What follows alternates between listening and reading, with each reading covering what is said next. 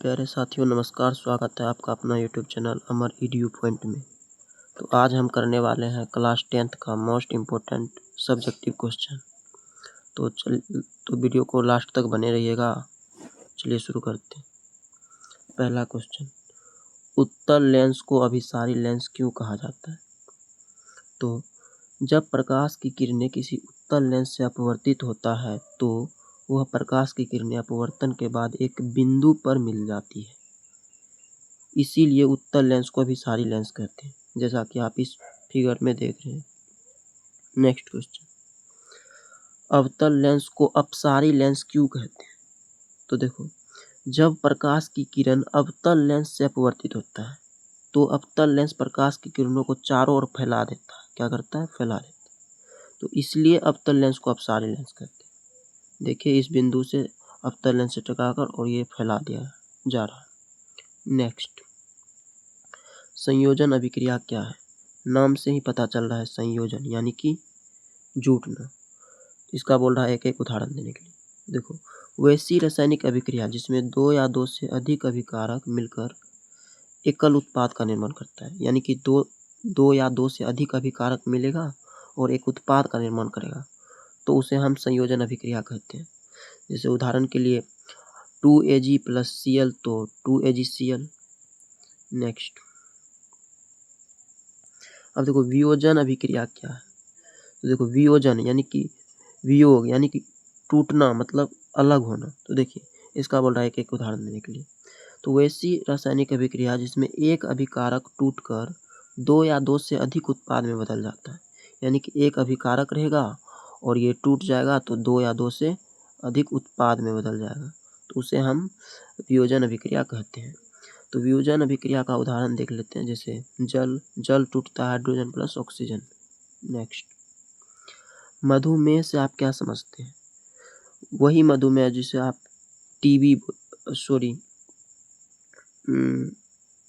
चीनी बीमारी बोलते हैं जिसको। देखिए, यदि हमारे शरीर में इंसुलिन एक हार्मोन है का स्राव उचित मात्रा में नहीं हो तो मधुमेह नामक रोग हो जाता है। ऐसे रोगी के रक्त में ग्लूकोज की मात्रा बढ़ जाती है। मधुमेह अस्थायी रूप से ठीक नहीं होता है। मधुमेह रोग को इंसुलिन के इंजेक्शन के द्वारा उपचार किया जाता है। इस बीमारी को उचित प्रबंधन द्वारा नियंत्रण में रखा जाता है, यानी कि आप नीम का जो हो गया या मतलब कड़वा चीज़ जैसे कि हो गया, ये सब चीज़ नियंत्रण धीरे धीरे ला सकते हैं, और भी बहुत सारे होते हैं।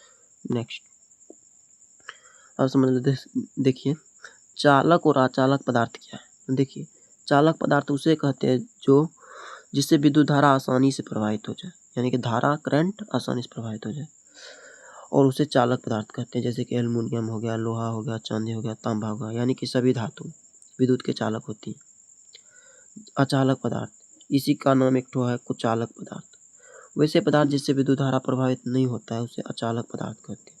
जैसे लकड़ी, मिट्टी, चमड़ा, प्लास्टिक इत्यादि, ये सब अचालक पदार्थ है या कुचालक पदार्थ है। इससे विद्युत धारा प्रवाहित नहीं होता है।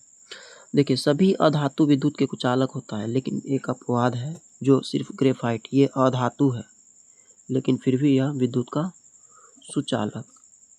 नेक्स्ट, प्रत्यावर्ती धारा एवं दिश धारा में 5 अंतर लिखे। तो देखिए, सबसे पहले इस साइड प्रत्यावर्ती धारा हो गया, इस साइड दिश धारा हो गया। देखिए, इसमें धारा का मान और दिशा समय से दोनों बदलते रहता है, जबकि इसमें धारा का मान और दिशा का मान समय से नहीं बदलता। इसे दूर इलाकों में भेजा जा सकता है, यानी कि इस करंट को दूर इलाकों तक भेजा जा सकता है, जबकि इसे दूर इलाकों में नहीं भेजा जा सकता है।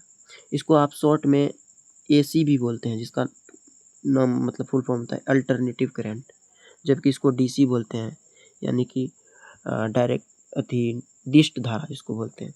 ठीक, देखिए, ये काफ़ी घातक होता है। जो घर सब में बिजली रहता है वो अल्टरनेटिव करंट रहता है, जो दूर दूर से आता है, तो ये काफ़ी घातक होता है। इससे कभी कभी इंसान का मौत भी हो जाता है, करंट लगने से ये वो खतरा बना रहता है। जबकि यह कम घातक होता है। जैसे आप बैटरी देखते हो, उसमें चार्ज करते हो और भी बहुत चीज़, तो उसमें क्या होता है कि यह कम घातक होता है। इसको आप छू भी लेते हो तो कुछ नहीं होता है। यह चालक ऊपरी सतह पर प्रवाहित होता है, यानी कि अगर सतह जो है ना इसका ऊपरी पर करंट दौड़ेगा, जबकि यह चालक भीतरी सतह में प्रवाहित होता है। इसे आसानी से उत्पन्न किया जा सकता है और इसे आसानी से नहीं किया जा सकता, क्योंकि देखिए उसमें पहले अगर बैटरी से दिश धारा बनाएगा, मतलब पहले बैटरी बनाने में टाइम लगता है, ये वो मतलब फिर उसके बाद ऐसे होता है। तो नेक्स्ट, जाइलम तथा फ्लोएम में क्या अंतर है? तो जाइलम तथा फ्लोएम में निम्नलिखित अंतर। जाइलम निर्जीव उत्तक है, जबकि फ्लोएम सजीव उत्तक है।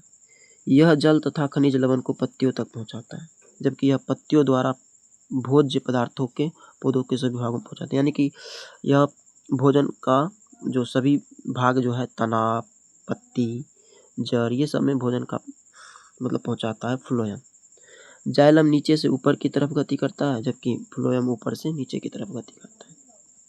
नेक्स्ट, रेलवे का सिग्नल लाल रंग का क्यों होता है? यानी कि रेलवे का सिग्नल लाल रंग का होता है, ऐसा क्यों? तो देखिए, लाल रंग का तरंग दैर्ध्य अधिक होता है, जिसके कारण लाल रंग का प्रकीर्णन बहुत ही कम होता है और यह रंग कम फैलता है। जब यह रंग कम फैलता है तो कुहे यानी कि कुहासे या धुएं में स्पष्ट दिखाई देता है, इसलिए रेलवे का सिग्नल लाल रंग का होता है। नेक्स्ट, एमीटर तथा वोल्टमीटर में क्या अंतर है? तो देखिए, एमीटर किसी विद्युत परिपथ में धारा की प्रबलता को मापता है, यानी कि यह करंट को मापता है, जबकि वोल्टमीटर किसी विद्युत परिपथ में किन्हीं दो बिंदुओं के बीच के विभवांतर को मापता है। अब देखो, एमीटर को विद्युत परिपथ में श्रेणी क्रम में जोड़ा जाता है, जबकि वोल्टमीटर को विद्युत परिपथ में समांतर क्रम में जोड़ा जाता है। इसका स्केल एम्पियर में अंकित होता है, यानी कि धारा का एसआई मात्रक एम्पियर तो एम्पियर में अंकित होता है, जबकि इसका एक स्केल वोल्ट में अंकित होता है, यानी कि विभवांतर का एसआई मात्रक वोल्ट है, तो इसलिए वोल्टमीटर में अंकित होता है। नेक्स्ट, लेंस की क्षमता किसे कहते हैं? यानी कि किसी भी लेंस की क्षमता किसे कहते हैं? तो देखिए, लेंस द्वारा प्रकाश की किरणों को मोड़ने की क्षमता को लेंस की क्षमता कहते हैं। जो लेंस प्रकाश को जितना मोड़ेगा, यानी कि जो भी लेंस हो वो प्रकाश को जितना मोड़ेगा, उस लेंस की क्षमता उतना ही अधिक होगा। लेंस की क्षमता को हम P से सूचित करते हैं। लेंस की क्षमता का एसआई मात्रक डायोप्टर होता है, जिसे D से सूचित करते हैं। नेक्स्ट, आकाश का रंग नीला क्यों दिखाई देता है? तो देखिए, सूर्य का प्रकाश जब वायुमंडल से होकर गुजरता है, तो वायुमंडल में उपस्थित छोटे छोटे धूल कण नीले रंग का प्रकीर्णन अन्य रंगों की अपेक्षा सबसे अधिक करते हैं, जिसके कारण नीला रंग पूरा वायुमंडल में फैल जाता है, जिसके कारण ये आकाश नीला दिखाई इसके कारण ही आकाश नीला दिखाई देने लगता है। नेक्स्ट, तो दोस्तों आज हम पूरा कंप्लीट कर लिए। 10-11 ठो इम्पोर्टेंट क्वेश्चन था। कोशिश करिए कि आप इन क्वेश्चन को प्रैक्टिस कर लीजिएगा। बाकी बात कॉन्सेप्ट पर ध्यान दीजिए, चैप्टर पढ़िए अच्छे से, और वीडियो अच्छा लगा तो प्लीज़ सब्सक्राइब कीजिए और अपने दोस्तों के साथ ज़रूर शेयर कीजिए। एक लाइक और मैं एक कमेंट का इंतज़ार करूँगा। प्लीज़ एक कमेंट ज़रूर कर दीजिएगा, क्योंकि एक कमेंट करने से अच्छा लगता है मेरे को। बाय।